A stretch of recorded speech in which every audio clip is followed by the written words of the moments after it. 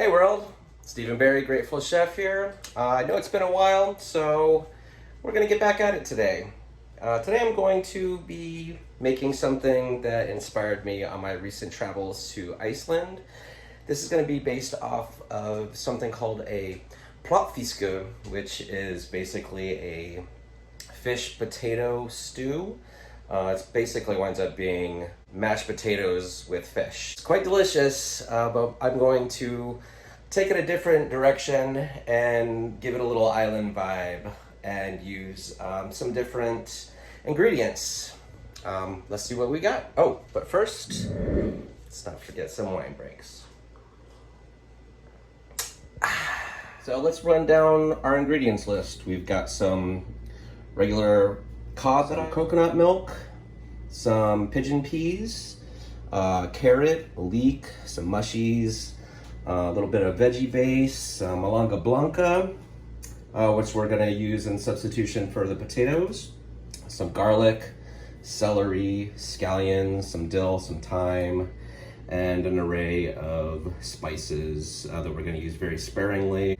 Turmeric. Today I'm substituting potatoes with malanga blanca. It's good in vitamin A, C, potassium. It reduces blood pressure. It's good for digestion. It's an antioxidant.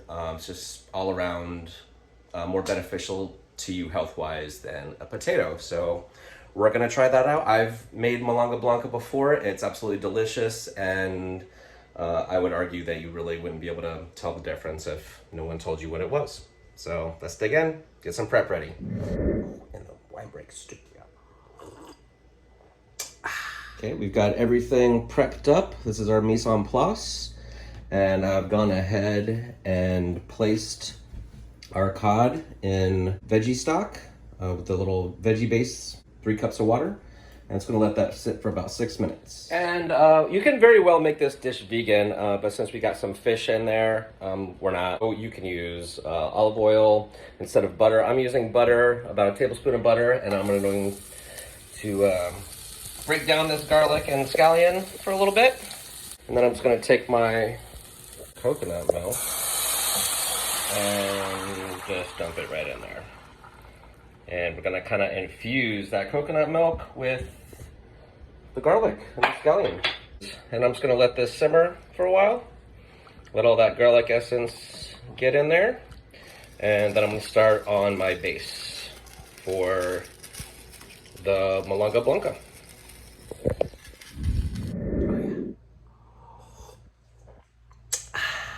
All right, I'm gonna throw 2 more tablespoons into my Dutch oven. Throw in my mirepoix, which is the leeks, carrots, and celery. And I'm gonna let this kind of sweat a little bit. I'm gonna add some salt, some white pepper, smoked paprika, some little touch of cumin, some, what else do I got over there? Some curry, cayenne, and a little bit of tarragon. And we're just gonna let that sweat down. See how that's going. It already smells incredible in here.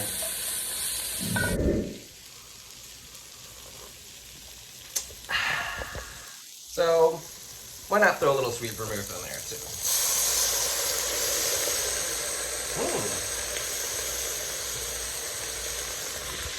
Toss in these mushies. Coconut, garlic, scallion is reducing. I'm about to add that in next. So I went ahead and pulled my fish out so it wouldn't get rubbery. And I am going to crank that poaching liquid back up. So that's some veggie base that the fish was poached in. And we're gonna add that too. Looks like we're about to throw some malanga blanca in here. All right, let's see if we can do this with one hand. I'm gonna hold this thing. All right. Get all this incorporated, all the spices and everything that was on the aromatics, combined with that malanga blanca. I'm gonna throw some curry powder on top of this. Let's re-season it with some salt and pepper, and then we're gonna add all of our stock and the coconut milk reduction. All right, here we go.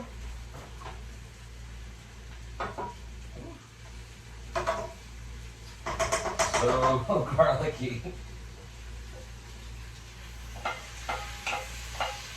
It's already boiling. Let that white malanga start to take on that coconut milk, garlic reduction. Ooh, it's nice and thick. You gotta see this. So this is just basically the same way you would make mashed potatoes. Oop. This is getting a little crazy. Whoa! Oh, I almost lost the whole thing. All right, I need both hands. All right, so this has reduced down a lot, and it smells like veggie stock and cod, so it's quite delicious. Yeah, I'm just gonna like put about that much in there, reserve some in case I need to make it a little thinner. But as of now, this is what we're looking at. And we are gonna wait till that white malanga is done and all these flavors are just fully incorporated, and we'll see what happens after that. Yeah. But first, we have to do wine breaks with sweet vermouth because I'm out of wine. So let's just put some fish sauce in there because why not? Who doesn't love fish sauce? Oh geez, it smells so good in here. So I don't know if I want to make a PLOKKFISKUR sort of island PLOKKFISKUR dish, or if I want to leave this as a soup. I think I'm going to see what happens once this reduces. Maybe I'll mash half of it, or maybe it'll be like an actual stew with some fish and pigeon peas mixed in right at the very end. I think maybe that's the way to go for this, but we'll see in a little bit. Jeez, I almost forgot. I always almost forget something. That's what happens when you have too many wine breaks. But I've made this little bouquet garni. It's full of dill and thyme, and we're just going to drop that sucker right in there. The essences of those herbs are going to get right in there, and then we won't have the mess of the fibrous matter of the herbs afterwards. We just pull that little bouquet garni out, and less hassle with a bunch of like twigs and stuff in your soup. Oh, and I figured since I've got some of this leftover poaching liquid, I'm just gonna throw my pigeon peas in there and let those get up to temp. And while we're waiting, why not some wine breaks? Alright, this smells too good. I gotta try some. Just a little taste, just a little taster. Let's see what happens. Whew, man. Woo, that is good. Woo, man, I can't, that's gonna be some mash stuff with fish on it, and that's gonna be super good. Oh man, look how thick. Okay, I think I figured out what I'm gonna do. I'm going to remove some of that malanga blanca, make a mash, and then add it back into the rest of the liquid that I've got there, and we'll see what happens with that. But first we'll do a little wine break. Ooh, that's a hot boy. Hot boy. I'm gonna put 2 butters in the pot. I'm gonna melt this down first a little bit.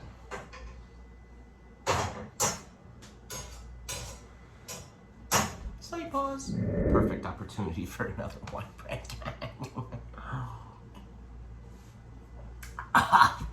Got him! So I smashed up some more garlic here.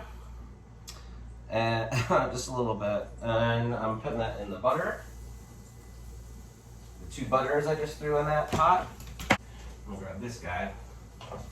And get this butter, or this garlic going a little bit. Get it infused into the butter. Ooh, this is a garlic. This is a garlic boy right here. Just so, you can smell it like coming out right away. Start getting some of these malungas in there. That's why I have some of the carrots and onions and stuff get in there too. We want almost all of this mashed up. Got some of that liquid in there also. And I'm just gonna start mashing it. Now you're just mashing it. I'll bring you over in a second and let you see what's going on here.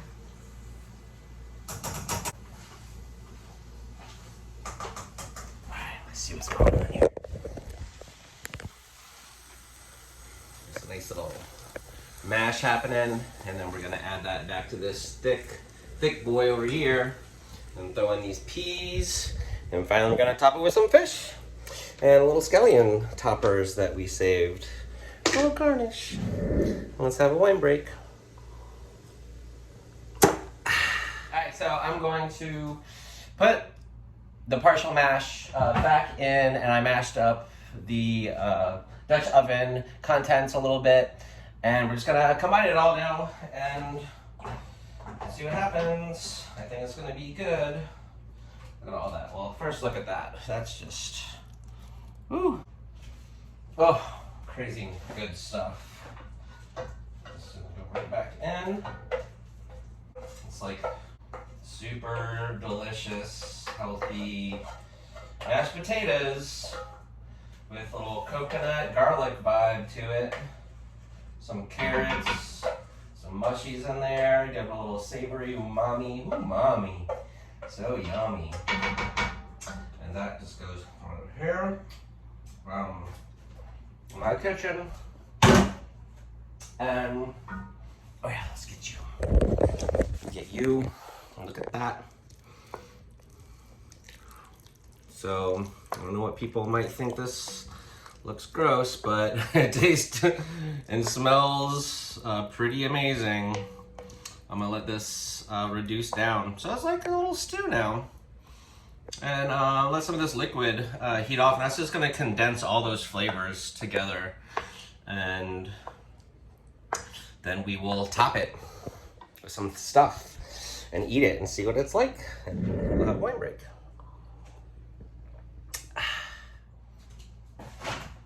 Try.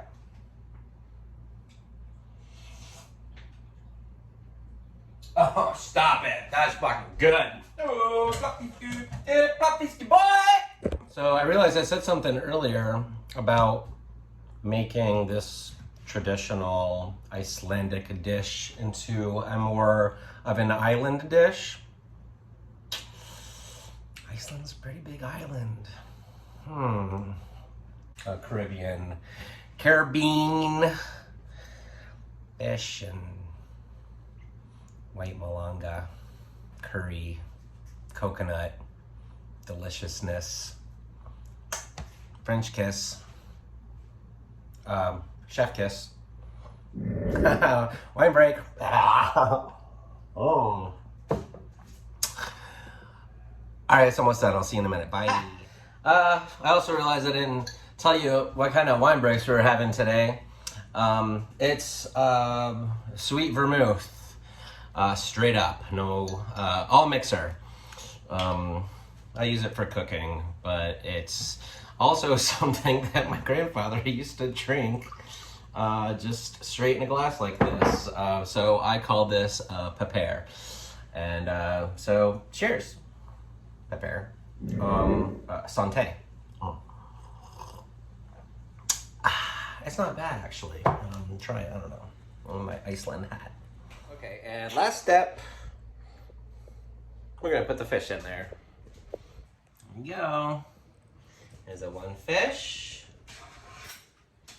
And whoa, I was having trouble. Get on there, you fish. And two fish.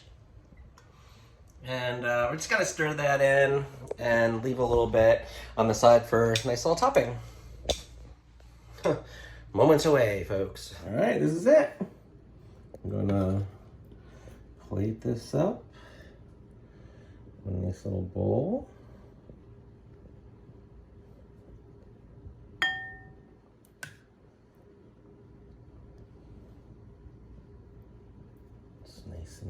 thick, creamy. We'll garnish it with pieces of fish, some greens things, and I'm gonna see what it tastes like. All right, you already know what it tastes like. It tastes fucking great. But we're going for a mukbang. Let's see.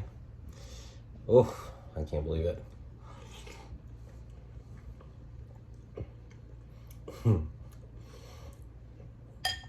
Oh man, I don't know how I did that. Those simple ingredients made this. I wish you guys were here to taste this. It is amazing. Super healthy aside from all the butters I put in there.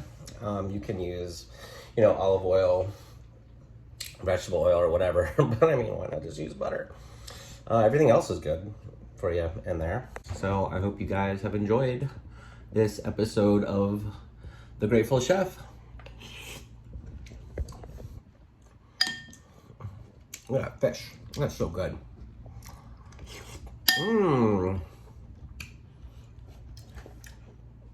As always, Stephen Barry, Grateful Chef, signing off with a wine break. Love y'all.